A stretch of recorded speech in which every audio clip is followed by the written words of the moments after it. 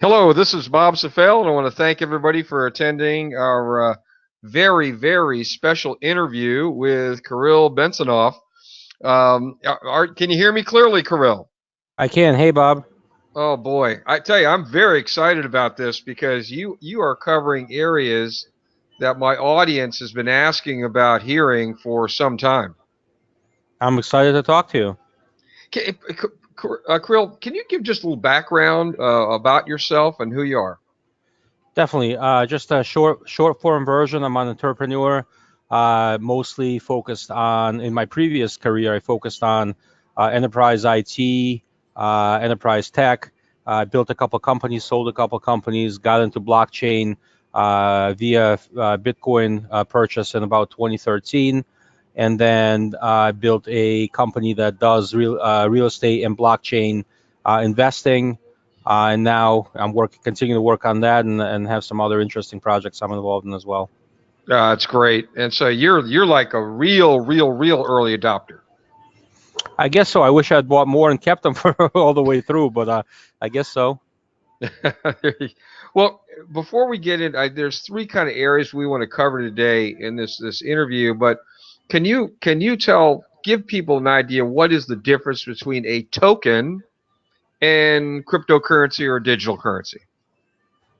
Sure. I mean, and this is going to be my interpretation of it. A digital currency is something that some of the different currencies, digital currencies out there, are aspiring to be, such as Bitcoin, maybe Ripple, and a few others, Stellar, and a number of others. And to me, the currency factor of it is representative of the fact that you could use the said currency to pay for goods or services, much like you would a dollar or a pound or any other traditional fiat currency, versus a token, which may represent a share of ownership of something, an equity, or a license to use a software or something like that. That's what it means to me, at least. That makes a lot of sense, and I've heard of people tokenizing energy. I mean, I think the main point you made is that basically a token represents a either some type of maybe a product or a service or an action. Is that a reasonable description? Yeah, yeah, it could be a share of ownership, an obligation to get paid back, an obligation to earn interest, or something along those lines. It could also be a license, like there's a concept of utility tokens, which is not in the U.S. at least, it's not legally recognized right now, but in a lot of other countries it is, which could mean that a company releases a product, and these tokens are a payment mechanism within that product. So it could be a license to use that product, or a mechanism to reward members who use that product. Well, that actually really details that quite well, and I think that kind of rolls me right into I guess the first subject of our talk here. How does tokenizing assets or real estate work? Kind of walk us through that area? Definitely. It could work a number of different ways, but the way I see it today is there's a potential to tokenize an existing piece of real estate. For example, there's a building, let's say a commercial building. There's been a couple of those done recently. A commercial building that has value today, and it has an expected upside because hopefully it'll appreciate in its value. Maybe it has rent rolls, or people are paying for usage and whatever. So instead of buying and owning the whole commercial building, the equity in that building ownership can be tokenized, and people can own a piece of that equity via that token. So you could own 1 millionth of it, or one thousandth, or whatever it may be, and then get paid that proportionate amount. So that's one option. The other one is to maybe tokenize debt as well. So the debt, equity and debt are two slightly different things, and debt might just be an obligation from whoever is borrowing the money to pay you back with interest. So there's the two different options for real estate.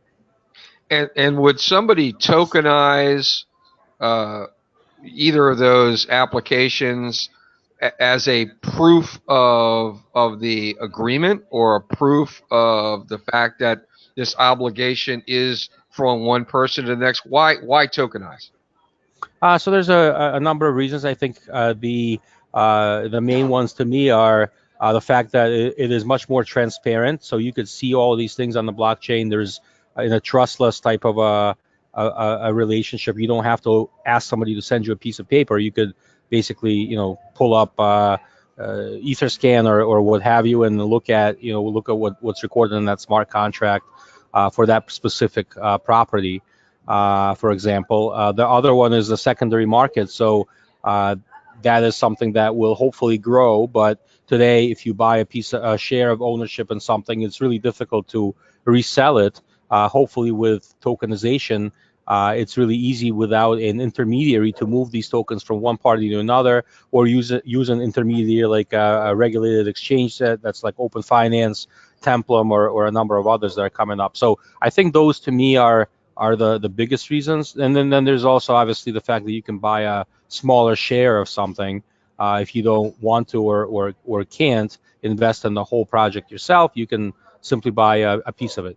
It's somewhat analogous to crowdfunding or Exactly. or a REIT, real estate trust. Uh, Now, you touched on something interesting. So this could be a way to have a more liquid piece of real estate. Exactly. Exactly. Now, quick question. Let's say we'll make it easy. I have a house. I have 10 tokens. Obviously that wouldn't be the example here necessarily. Um, Now, if I wanted to say sell one of those tokens, are we running afoul right now of some of the regulatory issues in the U.S., or is it more like a piece of memorabilia? So if you tokenize a piece of memorabilia, it's like selling a fraction of a baseball card. hmm it's gonna really depend. I think it's gonna from what I understand, and I'm not a lawyer, so from what I understand, the law to be right now, it's gonna depend whether or not it's classified as some kind of a security instrument or not. I mean, if you're in your example, I believe of tokenizing a piece of memorabilia that's just collectible or something like that. In that case, if you're not expecting it to return a profit at some point, then I believe there is no regulation for it. I believe. Now, if you're tokenizing a piece of real estate and you think that it's going to appreciate and the people who are tokenizing it will tell you that it's going to be appreciating down the road, and you're expecting that, then in that case, I believe it would fall under some kind of regulation. Okay, that makes a lot of sense. It's such a funny area right now. Are there specific countries right now that don't have any regulatory restriction or stamp regarding real estate tokens? Most don't actually, because there's the tokens are so new that most don't have anything around tokens. But in the traditional sense of securities, most countries I believe do have some kind of regulation. But there's some countries at the forefront of things like Estonia, Switzerland, Singapore. I mean, those three specifically, they've been really early adopters on the whole blockchain movement, I guess, and they've been now have kind of formalized and regulated some of these security token offerings and made it easy and legal and palatable for people to go down that route. U.S. That's unfortunately hasn't done much, except there are some states, and I want to point out Wyoming, and I recently interviewed Caitlin Long on my own podcast, who's from Wyoming, and she's the member of the blockchain coalition there. They've done a ton, so they're probably as far ahead as some of these countries I mentioned. Yeah, I've heard Wyoming is very crypto friendly for sure. Um, just let me name a couple other countries. I don't know if you've heard whether they would be open to this type of real estate play. I'm thinking of say Canada and Malta. How are they looking? And Malta seems to be wide open right now. Yeah, Malta, I believe. I don't know the details to be honest, but I know I have heard and seen that Malta is very accepting, and I don't know what their regulatory looks like. Canada, I don't know either. I think I read somewhere that some of the provinces are kind of taking the matters in their own hands, but I'm not certain what's going on in Canada to be honest. Okay, great.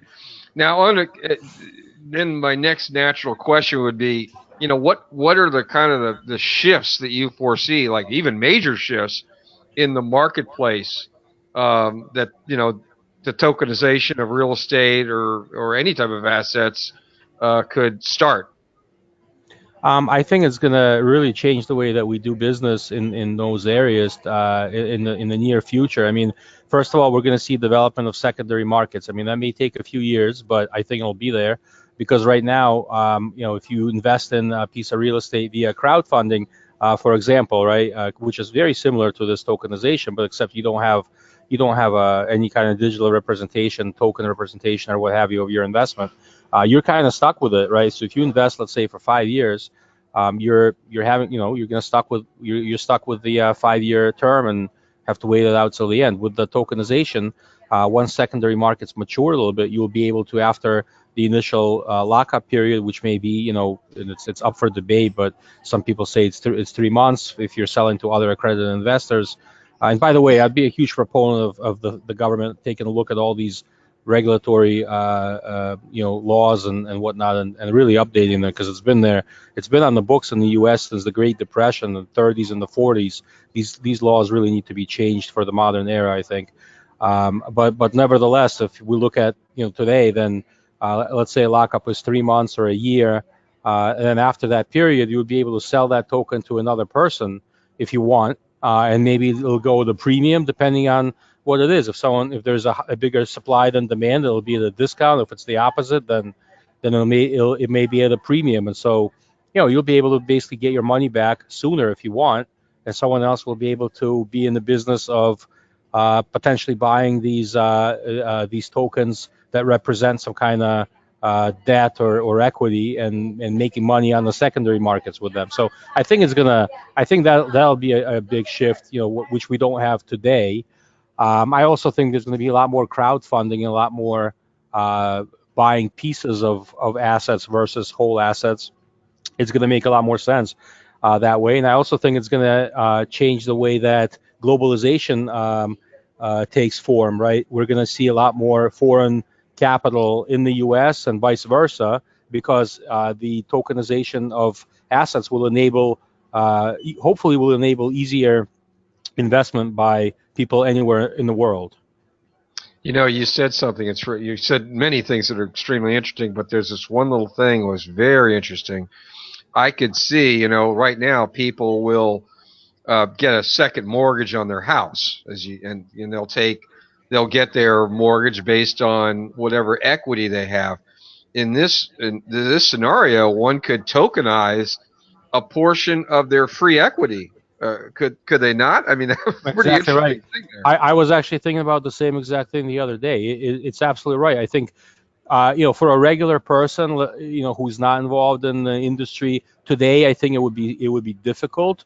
But once these markets do mature and there's a marketplace, let's say for tokenizing equity in a home, then a regular person doesn't have to know anything about blockchain really.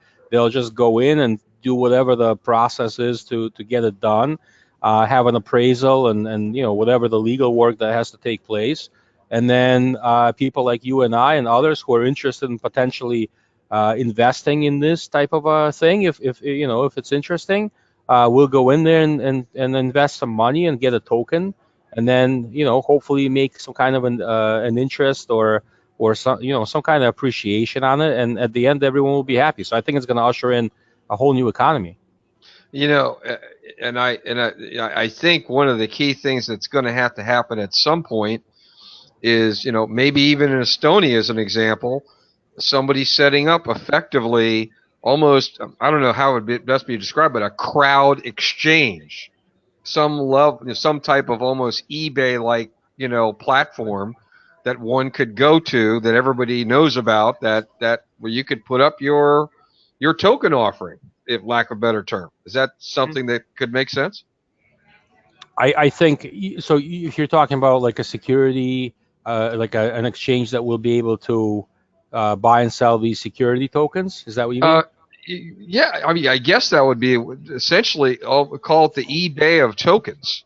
Yeah, But it would have to be in a country that's obviously more advanced in terms of their regulatory look, and like in Estonia. But it's yeah. called the eBay of tokens, where you can go there and find a project that you want to, buy tokens in. just, Yeah, just, no, I just agree. I spitballing think, here.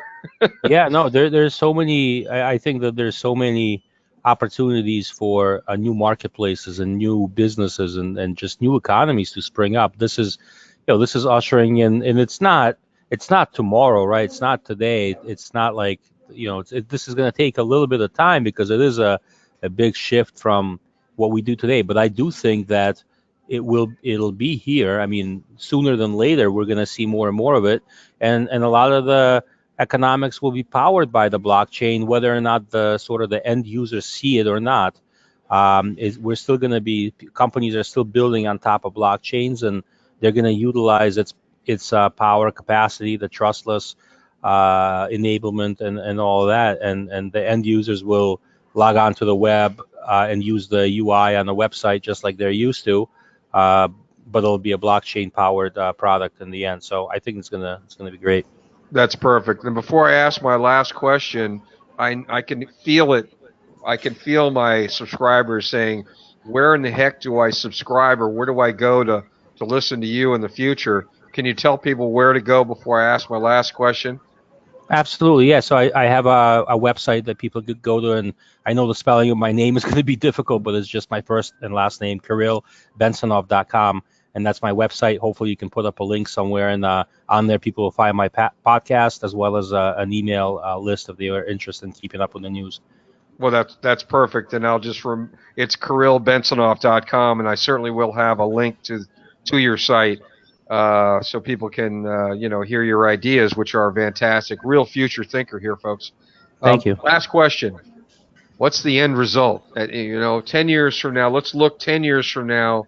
What do you see in 10 years? Um, 10 years is a long time, but I think I see well, first of all, I mean, there's many different areas. I think the one of the biggest issue today in the U.S., at least in U.S., is the biggest market in the world. Single country market in the world today. And if it wants to remain that way in the face of China and others, I think the U.S. we need to ask our regulators, ask our lawmakers to look at the regime that enables or today doesn't enable these new economies to take place. I know there's some movement in Washington. Unfortunately, not a lot of it right now, but I know there's some to enable tokenization to make it easier and to exclude certain things. I think there's also a big need to improve our crowdfunding laws so that people can raise a lot more money and have less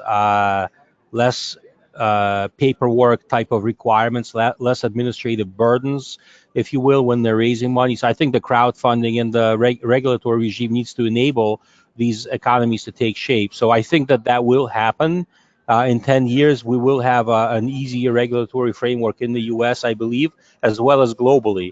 And I also believe that the blockchain tech will power a lot of the institutional transactions, and it will power a lot of from institution down to the end user. So whether or not, as I mentioned, people know they're using blockchain or not, it will power a lot of the economics that take place in our everyday lives and will enable people to be able to borrow, to lend at a cheaper cost.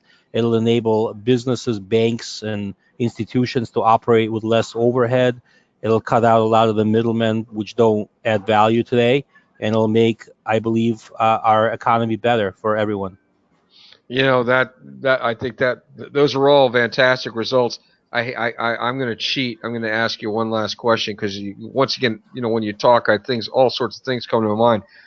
Have you heard of anybody doing a crowdfunding like we did a crowdfunding for digital frontier marketing?